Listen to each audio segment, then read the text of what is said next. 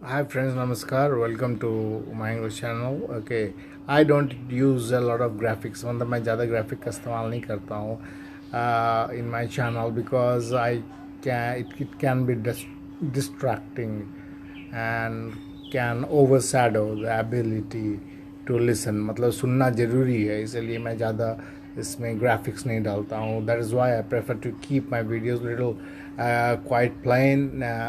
You see. I don't focus much on fancy visuals because I believe listening and speaking are more important than beautifying the videos. इसका अर्थ हुआ कि मैं plane रखता हूँ और आज हम डायरेक्ट इंग्लिश सीखेंगे.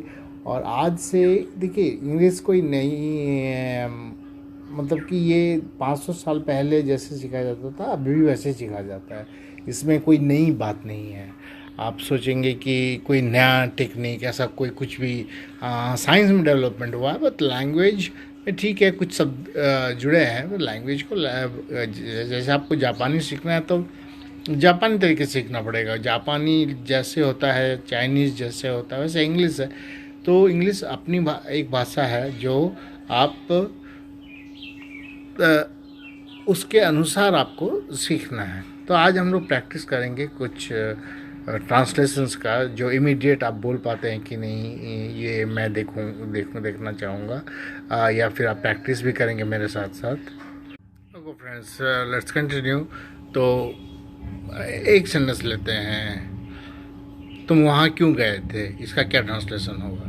यानी हम लोग डे टू डे ही बात करते हैं ना. डे टू डे जो हम लोग दोस्तों से बात करते हैं उसी का आपको ट्रांसलेशन आना चाहिए. ठीक है. अरे यार, तुम अब तक कहाँ थे. Where have you been. अरे यार, सॉरी, लेट हो गया. Oh, I am so sorry, I got delayed. Okay. So कुछ भी एक ट्रांसलेशंस आप ले सकते हैं, जैसे कि जो कॉमन बोलचाल में हम लोग बोलते हैं उसको अगर आप ट्रांसलेट करते हैं तो उस प्रैक्टिस से आपको सबसे ज़्यादा फ़ायदा होगा. ना कि आपको ग्रामर का V1 V2 V3 करेंगे आप, इतना फार्मूला लगा के कभी कोई बात नहीं कर सकता. ओके. सो जैसे हिंदी में आप कितना, हम लोगों को कितना हिंदी ग्रामर आता है, नहीं आता. तो भी हम लोग अच्छे से हिंदी बोल लेते हैं. तो उसी प्रकार से आप इंग्लिश को डायरेक्ट सीखें और इंग्लिश जैसा है वैसा सीखें. इंग्लिश अपना एक कैटेगरी है, वो हिंदी का ट्रांसलेशन नहीं है और इंग्लिश हिंदी का ट्रांसलेशन नहीं है. सब भाषा अपने आप में अलग एक स्वतंत्रता रखती है. उसी स्वतंत्रता को बरकरार रखिए. ओके. सेकंड, जैसे मैं कल आऊँगा, I will turn up tomorrow. Turn up, okay, I will come tomorrow भी होता है, पर I will turn up tomorrow. Turn up हो गया. सो अराइव भी होता है. तो इस प्रकार से आप सीखें. अब मैं एकदम जिसे कहते हैं कॉमन लैंग्वेज मैं बात करता हूँ. एकदम जैसे कि अरे यार, तुम्हारे ऊपर विश्वास करना एकदम बेकार है. Okay. It is not right to trust on you. और तुम एक बिल्कुल समय पर बिल्कुल मुंह मोड़ लेते हो. U turn your face in when I need you. और मैं कल जा रहा था तो मुझे मेरे शिक्षक मिले. Yesterday when I was walking by I met my teacher. जैसे अगर मुझे केक खाना पसंद है तो तुम मेरे लिए केक क्यों नहीं लाते. When I like to have cake, why did not you bring cake for me. Okay. तो मुझे लगता है तुम गाड़ी बहुत ज़ोर से चला रहे हो. Okay. I think you are speeding up.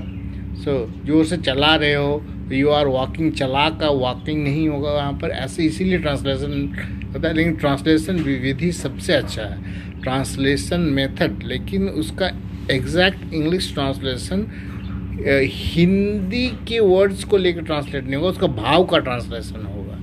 ठीक है. इसलिए आप बहुत सारे सिंपल सेंटेंसेस पहले ले लें. पहले ग्रामर के पचड़े में न घुसें. और हाँ, टेंस ज़रूरी है.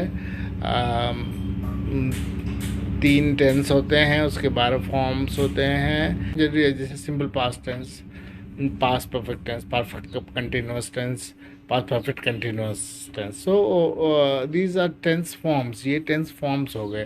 तो टेंस ये पहले आप जरूर सीखें, अनुवाद सीखें, जैसे को ट्रांसलेशन। ठीक है, तुमने सीढ़ी को क्यों दीवार पर रखा, why did you keep the ladder against the wall. Against का प्रयोग हो गया, प्रेपोजिशन हो गया, प्रीपोजिशन नहीं होता है, प्रेपोजिशन होता है। ठीक है, तो इस प्रकार से। और चलिए और हिंदी सेंटेंस लेते हैं और इसको अनुवाद करते हैं। मैंने कोई प्रिपरेशन नहीं किया है, like I did not make any preparation, so I did not make any preparation. Did का प्रयोग बहुत ज़्यादा होता है। You did not come, you did not go, you did not see. तो आप जैसे इस वीडियो को आप देख सकते हैं, फिर से आप रिपीट कर सकते हैं। आप जब तक रिपीट बोलेंगे नहीं ना, तो क्या वो रेडी नहीं रहेगा, तैयार नहीं रहेगा। मान लीजिए आपके पास सारा सामान तैयार है तो कुकिंग में आसान होता है। आप बाज़ार जाएंगे, सब्जी लाएंगे, फिर कुकिंग करेंगे। You go to the market, bring the vegetables, then cut it, chop it, then you light the oven, फिर आप गैस जलाएंगे। तो इस प्रकार से बहुत देर हो जाता है इंग्लिश सीखने में। इसीलिए आप इसे तुरंत कुछ सेंटेंस, 100 सेंटेंस तो रट लीजिए पहले। ठीक है, उसके बाद 200 सेंटेंस रट लीजिए। आप देखेंगे कि एक दूसरे पर कनेक्शन आपका बनता जा रहा है। तो इस प्रकार से आप इसको सीखें। आप डायरेक्ट मुझे मैसेज कर सकते हैं। मैं कमेंट में आप लिखिए कि आपको अगर ज़्यादा हेल्प 1-to-1 अगर आप चाहते हैं कि मैं आपको ट्रेनिंग दे दूं तो वो भी दे दूंगा। मैं नहीं, I don't ask for lot of money, ऐसा भी कुछ नहीं है ऐसा। मैं तो बहुत सारे रूरल एरिया में जाके बच्चों को सिखाता हूँ, और मतलब यंग लड़कों को, क्योंकि उनको बहुत जॉब की ज़रूरत होती है। तो मैं ज़्यादा मनी मॉन्स्टर नहीं हूँ। यहाँ तक कि मैंने कोई दे नहीं पाता, फिर भी मतलब कि मैं पढ़ा देता हूँ। तो लेकिन यह है कि उन्हें पढ़ना भी है। अगर आप मेरे साथ रहना चाहते हैं तो आपको पढ़ना होगा। आप कोई उपाय नहीं, तरीका नहीं खोजे इंटरनेट में, तरीका नहीं खोजे, प्रैक्टिस खोजे। प्रैक्टिस जितना बोलेंगे उतना ही होगा। अब साइकिल कैसे चलाते हैं ये कोई बता सकता है क्या? उसी प्रकार से आप इसको सीखें। Okay, nobody can say how you are riding a cycle, riding a cycle. Okay, driving a cycle नहीं होगा। तो राइड ए साइकिल होगा, साइकिल चलाना, कार चलाना, हम लोग को हिंदी में दोनों में चलाना ही होता है। ठीक है, but we drive a car, but we ride a cycle.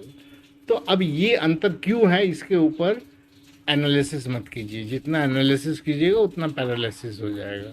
ठीक है, सो आज के वीडियो में इतना ही। और आप मुझे कमेंट में कॉन्टैक्ट नंबर मांग सकते हैं, मैं दे दूंगा। अगर आपको जूम क्लास चाहिए, अगर मेरे से डायरेक्ट सीखना है तो मैं सिखा दूंगा। ऐसे पैसों की कोई बात नहीं है।